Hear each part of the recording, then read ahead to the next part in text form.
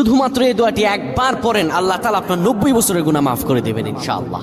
আপনার 90 বছরের গুনাহ মাফ হয়ে যাবে যদি মাত্র এই দোয়াটি যদি একবার পড়তে পারেন। আপনার ভাগ্য খুলে যাবে, রিজিকে বরকত আসবে, মনের ন্যাক আশা পূরণ হবে, আল্লাহ আপনার সব দোয়া কবুল করে দিবেন। সুবহানাল্লাহি ওয়া বিহামদি। এত ফজিলত, এই দোয়াটা আপনারা শেয়ার করে দিবেন। এই যুবকেরা, আমল না করেও সওয়াব পাবা। তোমার একটি শেয়ারে, একটা বাটনে প্রেস করে তুমি সওয়াব পেয়ে যাবা। কারণ তুমি আমল না করো, অন্য কেউ যদি তোমার শেয়ারের বদৌলতে আমল করে, সওয়াব তুমি পেয়ে যাবা। নবীজির হাদিস। আমার ভাইয়েরা, আল্লাহর কাছে দোয়া করা, আল্লাহর কাছে দোয়া চাওয়া, এটি হলো মুমিনদের কাজ। আমার আল্লাহ বান্দাকে বলেন, বান্দারে উদউনি আস্তাজিব লাকুম, আমার কাছে চাও, আমার কাছে চাইলে আমি আল্লাহ তোমাকে দিয়ে দিব।